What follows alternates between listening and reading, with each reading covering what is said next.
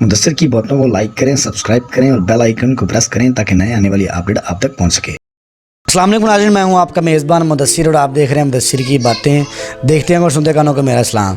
जी तो नाज़रीन, आप देख रहे होंगे कि जो हमारे साथ बैठे हैं खिज़र याद साहब, ये सिंगर हैं और ये ब्लाइंड हैं और ये परात से ऐसा ऐसा म्यूज़िक बनाते हैं। ये परात म्यूजिशियन है, इलेक्ट्रिकल चीज़ें वो म्यूज़िक नहीं बना सकती जो कि ये परात से बनाएंगे। अभी आपके सामने ये स्टार्टअप करेंगे। ये एक देहात में रहने वाले हैं और इनका जो फ़न है वो आप देखेंगे। करें जी, शुरू करें, माशाल्लाह करें स्टार्ट जी।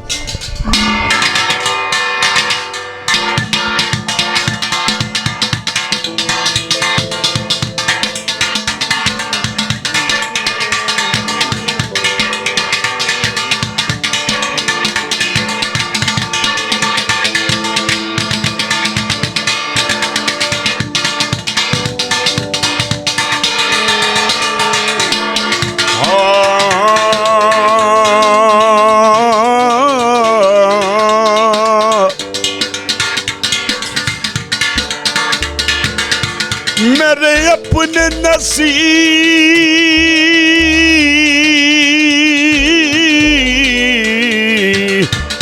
ते मेरी किस्मत है सड़ी हुई जमदियों।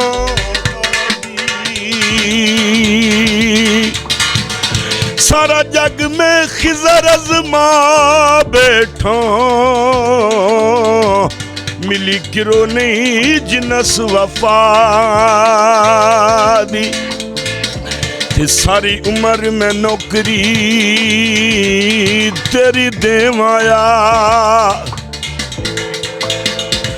दिलो नीति कसम खुदा दी।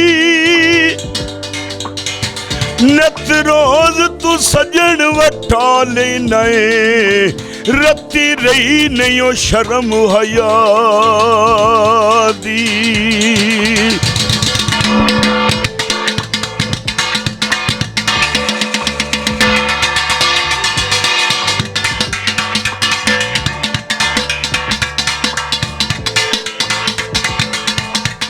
ना मेरे कुल मंग मैनू ओ जिन्ना कुआ कोल तेरे, पहले इतना तो रंग मैनू साडियां मुहब्बतां च रौले रपे रे नी, साडियां मुहब्बतां च रौले रपे रे। किदे कर्म वाले दे नसीब जाग पे साडियां है नी साडियां। बिना पुछिया तू मेहंदियां ने ला लियां, सानू बिना पुछिया तू मेहंदियां ने ला लियां। चूड़ियां सुहाग दियां बावां विच पा लियां, शगना दे गाने बज सजना नु गए, शगना दे गाने बज सजना नु गए। किदे कर्म वाले दे नसीब जाग पे साडियां साडियां साडियां है नी साडियां।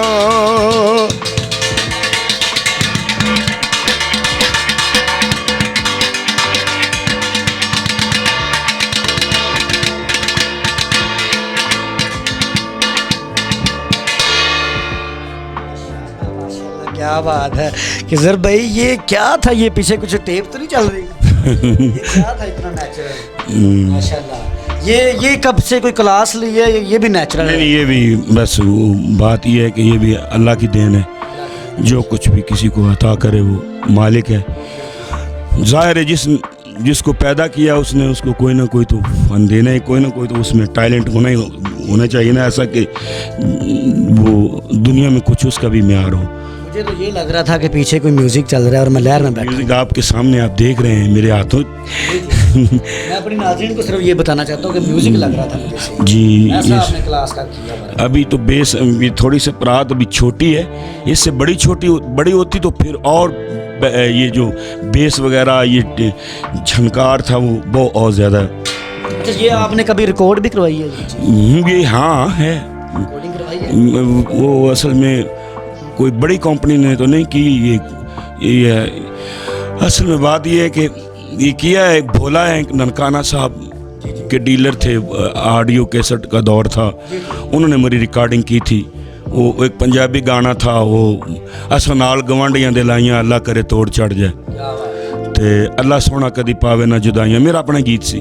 अल्लाह सोना कदी पावे ना जुदाइयां ते अल्लाह करे तोड़ चढ़ जाए।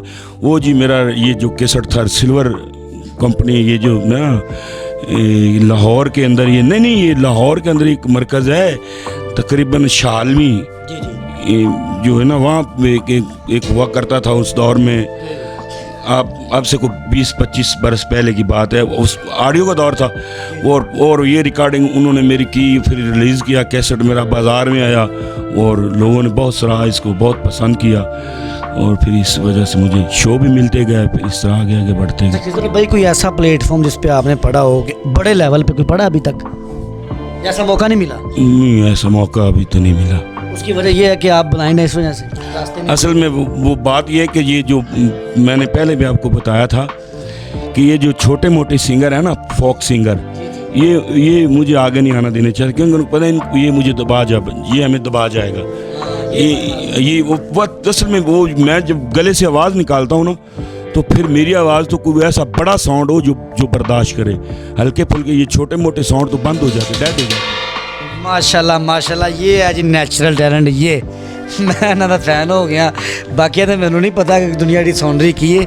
माशाल्लाह तुसीं इन्ना स्ट्रगल, इन्ना चीज़ां अपनी लाइफ दा निचोड़ काढ़ के म्यूजिशियन बने हो। मेरा ख्याल है कि पूरी अपनी लाइफ ਇਹਦੇ ਚ गुजर गई। मेरी पूरी लाइफ ਇਹਦੇ ਚ गुजर ਯਾਰ ਮੈਂ ਆਪਣੀ ਲਾਈਫ ਵਿੱਚ ਮਿਹਨਤ ਹੈ। मैं ਇਹਦੇ ਚ ਵੈਸੇ ਜ਼ਾਹਿਰ ਹੈ ਦੋ ਹੀ ਚੀਜ਼ਾਂ ਕੰਮ ਕਰਵਾਉਂਦੇ ਨੇ, ਜਾਂ ਸ਼ੌਕ ਤੇ ਜਾਂ ਇਸ਼ਕ। ਇਸ਼ਕ ਅਸਲ 'ਚ ਜ਼ਾਹਿਰ ਹੈ ਸ਼ੌਕ ਵੀ ਉਹਦੇ ਹੁੰਦਾ ਜਦੋਂ ਇਸ਼ਕ ਹੋਵੇ। ਤੁਹਾਨੂੰ ਪਹਿਲੇ ਕੀ ਹੋਇਆ, ਇਸ਼ਕ ਜਾਂ ਸ਼ੌਕ? ਪਹਿਲੇ ਤੇ ਮੈਨੂੰ ਐਵੇਂ ਸ਼ੌਕ ਹੀ ਸੀ, ਬਾਅਦ ਵਿੱਚ ਫਿਰ ਇਸ਼ਕ ਬਣ ਗਿਆ, ਇਸ਼ਕ ਵੀ ਹੋ ਗਿਆ। ਹਾਂ, ਇਹਦੇ ਨਾਲ ਹੋਇਆ ਨਹੀਂ ਇਹਦੇ ਫਿਰ ਜੀ ਵੇਖੋ, ਮੈਂ ਆਪਣੀ ਗਾਇਕੀ ਦੇ ਨਾਲ ਆਪਣੇ ਹੱਥਾਂ ਨਾਲ ਹੀ ਮੈਂ ਐਵੇਂ ਬਸ ਉਹ ਤਜਰਬਾ ਲਾਉਂਦਿਆਂ ਫਿਰ ਪੱਕਾ ਹੋ ਗਿਆ। ਬਕਾਇਦਾ ਮੈਂ ਇਹਦੀ ਟ੍ਰੇਨਿੰਗ ਜਾਂ ਬਕਾਇਦਾ ਸਿੱਖਿਆ ਨਹੀਂ ਕਿਸੇ ਕੋਲੋਂ। ਹਾਂ, ਔਰ ਇੰਸ਼ਾਅੱਲਾ ਅੱਲਾ ਦੇ ਹੁਕਮ ਦੇ ਨਾਲ ਪੂਰੀ ਦੁਨੀਆ ਦੇ ਵਿੱਚ ਮੈਂ ਹੋ ਸਕਦਾ ਹੈ ਕੋਈ ਕਿਸੇ ਗੁੱਠੇ ਲੁਕਿਆ ਹੋਵੇ ऐसा, लेकिन हाँ लेकिन मैं पूरी दुनिया ਦੇ मैं नहीं समझदा कि ਇਹਦੇ ਨਾਲ ਦੀ ਕੋਈ ਪ੍ਰਾਤ ਹੋ ਜਾਏ। मैं सिर्फ दावा कर रहा, तुसी ना भी करो। मैं दावा करना कि कोई नहीं जा सकता, क्योंकि साढ़े ਜਿਹੜੇ ਵੱਡੇ ਨੇ ਉਹ ਵੀ ਪਿੰਡ ਥਾਂ ਦੇ ਨੇ, ਤੇ ਅਸੀਂ ਵੀ ਆਪਣੇ ਬਚਪਨ 'ਚ ਐਸੇ ਵਿਆਹ ਸ਼ਾਦੀਆਂ ਅਟੈਂਡ ਕੀਤੀਆਂ ਜਿਨ੍ਹਾਂ 'ਚ ਪ੍ਰਾਤ ਨੂੰ ਬੜੀ ਤਰਜੀਹ ਦਿੱਤੀ ਗਈ ਹੈ। ਠੀਕ ਹੈ, ਤੇ ਫਸਟ ਟਾਈਮ ਆਪਣੀ ਲਾਈਫ 'ਚ ਮੈਂ ਆਪਣੇ 20 ਸਾਲ ਤਜਰਬੇ 'ਚ ਇੰਨੀ ਸੋਹਣੀ ਪ੍ਰਾਤ, ਇੰਨੀ ਟਾਈਮ ਨਾਲ ਇੰਨੀ म्यूजिशियन सुनी है, तो मैं कहना मैं ਤੁਹਾਡਾ खुद का दीवाना, बाकी दुनिया का मैंने नहीं पता। नाज़रीन आपने देखा है हमारे साथ मौजूद थे खिजर याद साहब, माशाल्लाह इनका नाम है खिजर याद दर्द। इनके म्यूज़िक में दर्द है, शायरी में दर्द है, ब्लाइंड है, बचपन से नेचुरल है, गॉड गिफ्टेड है, और इनको ऐसा प्लेटफॉर्म दिया जाए जिस पर ये अपना आप दिखा सकें। टैलेंट की क्या कमी है क्या नहीं है आपने देखा। फीडबैक के लिए कमेंट कीजिएगा, इनका नंबर इंशाल्लाह मैं मेंशन करूँगा। किसी सिंगर, किसी आर्टिस्ट, किसी प्रोड्यूसर को इनसे मीटअप करना हो, मेरा कॉन्टैक्ट नंबर भी चल रहा है, इनका भी है, इनसे मीटअप करें। इंशाल्लाह उनको ऐसा प्लेटफॉर्म दिया जाए जिस पर एक अच्छी परफॉर्म कर